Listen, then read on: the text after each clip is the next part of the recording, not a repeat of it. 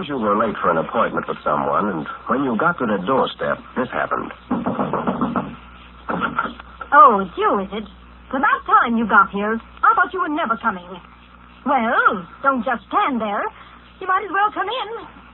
You know, at that point, you might well feel you'd rather not go in. Yet, if you know, as thousands of doctors will tell you, that many people who are cross and cranky suffer from what they call nervous irritability, you'd probably just overlook it. However, friend, when you're like that yourself, you can't be sure that people will overlook it. So think of this.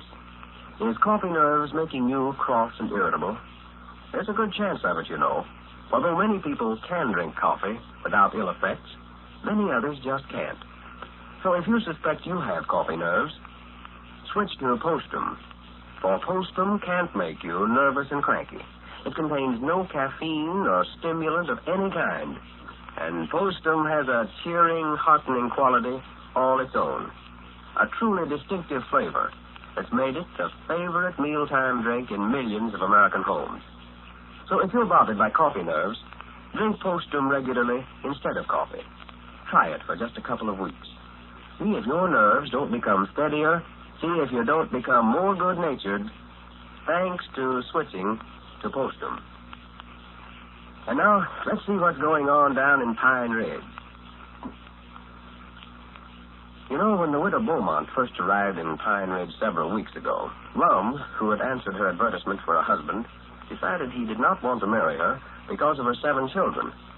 He agreed to give Squire Skimp $25 if the squire would get the widow out of town.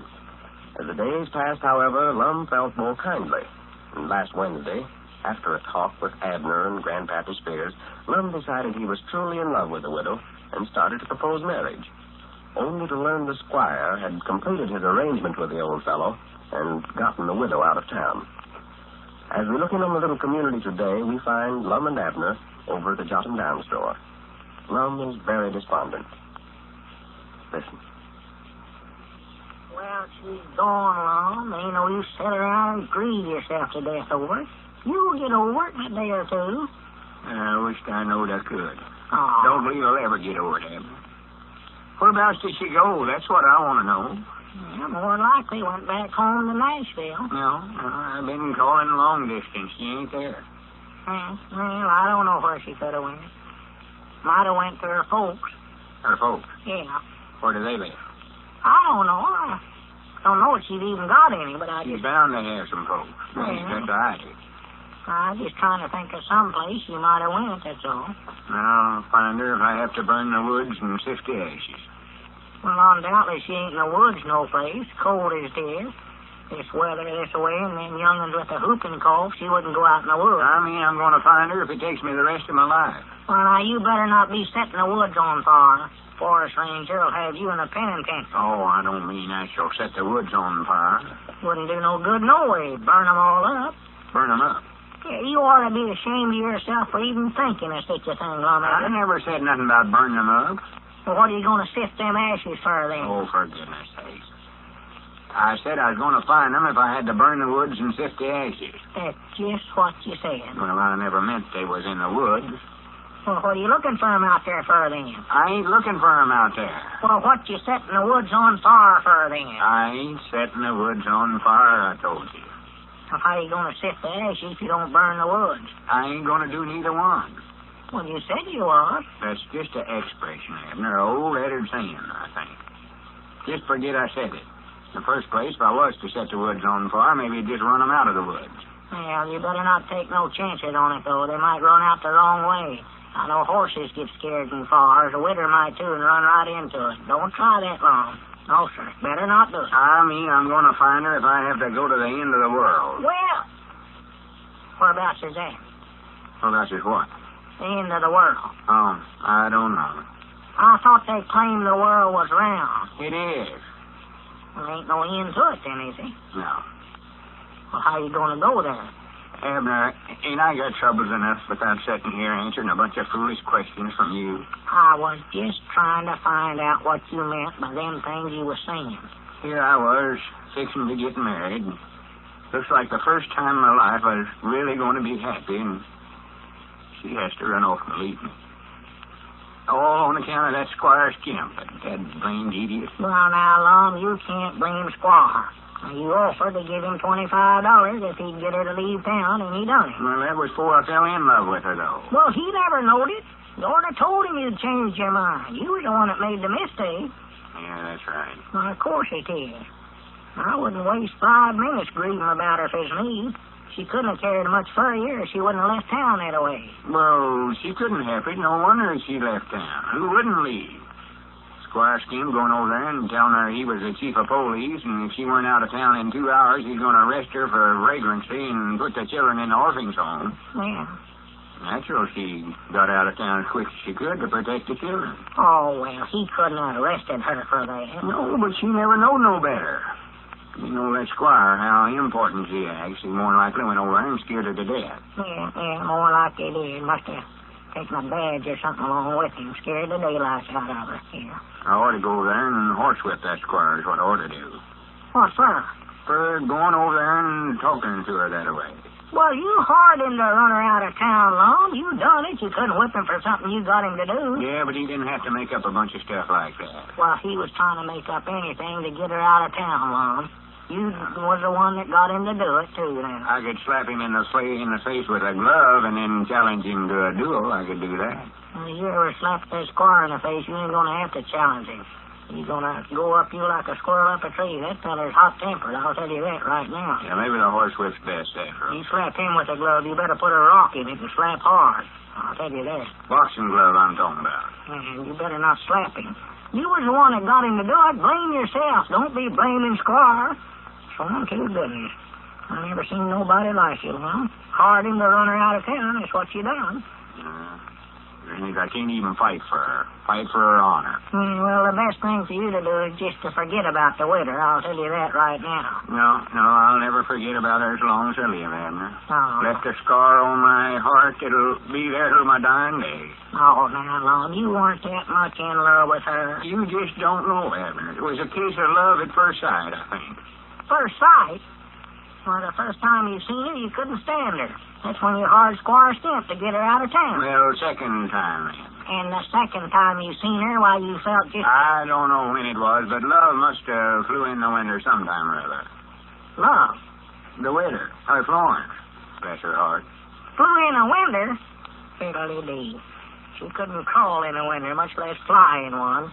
Big as she is, why, she couldn't hardly get through the door. Don't say too much now, Abner. You're talking about the woman that I was going to marry. Recollect that? Well, the night you fell in love with her, you was sitting over there in our parlor. The window weren't even open. Love or the Widder, neither one could have flew in it. Abner, you know good and well I ain't feeling my level best, and all you want to do is argue with me. Every time I open my mouth, you jump down my throat. Well, Lum, Huh? Nothing. Jump down your throat. No, I never said that. Well, that's what it sounded to me like you said. Never aimed to say it. But you did, anyway. Leave me alone, Abner, for goodness sakes. Strange, it's got to where a fella can sit around and feel sorry for himself without somebody wanting to pick a fight with him. Oh, well, no wonder you're so nervous today, Lum. Who is it? I'll help you whoop him. It's you. Me? Well, I can't fight myself. Wait a minute. I ain't trying to pick no fight with you. I don't mean fight. Just leave me alone. I'm trying to study out what to do, and all I do is answer a bunch of questions. Well, all right. I won't say another word. Well, good. Strange. If I can keep you shut up for a while, maybe I can get this thing figured out. Poor woman, no telling where she's at right now. Might be needing me. All them children to take care of. I don't know where to go to Nashville and look for her, or put an advertisement in the paper, or what to do, hardly. Reckon if I just headed out for Nashville, I could find her? Or would you just sit and wait till you heard from her? Abner? I say, would you try to find her, or just stay here and wait till I hear from her? Abner? What's the matter with you anyway? Answer me. Wait, you ain't mad at what I said, are you? Are you hearing me? Oh, for goodness sake. Well, open your mouth. I can't understand you. Well, you told me not to. Big help you have. Here, I've got enough trouble for 4 ordinary men, and you refuse to help me. I tried my best to talk with you, help you. You told me to keep my mouth shut. I noticed that's just what I'm going to do. All right, keep it shut. I don't care. Mm. A lot of sympathies I get around here. Most fellas with the troubles I've had would be in mourning, wearing black. I go around with a smile on my face, trying to bear up under my troubles. Nobody wants to help. Do you think... Oh. All right. Just sit there. That means I'm leaving. And don't look for me till I get back. I'm going to find Florence. Yeah, well, wait a minute. Where are you going, Lum? Hey, come on back. I'll talk to you, Lum. Hey, are you going to Nashville? Lum? Lum? Hey, Lum, wait a minute.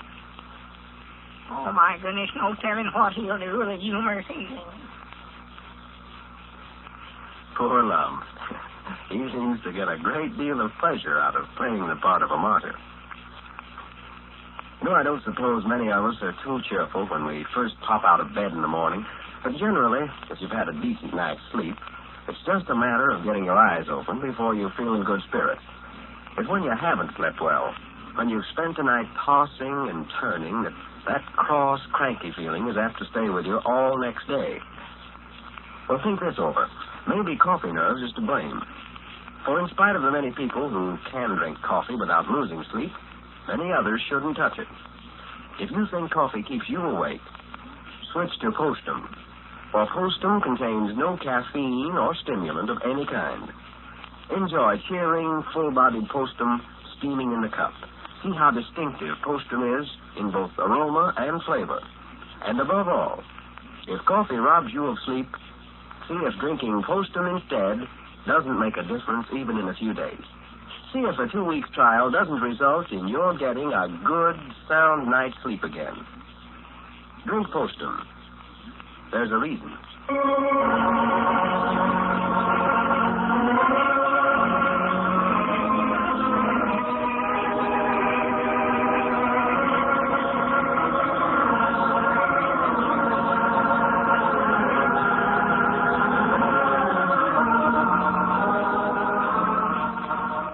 Don't forget, friends, come along next Monday evening at this same time when we again visit Pine Ridge with Lum and Abner, who say, honesty is the best policy, but you must make a payment every time you open your mouth to keep the policy in force.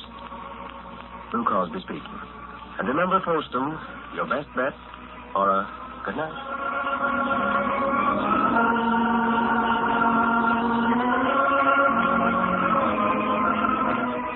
This is the Columbia Broadcasting System.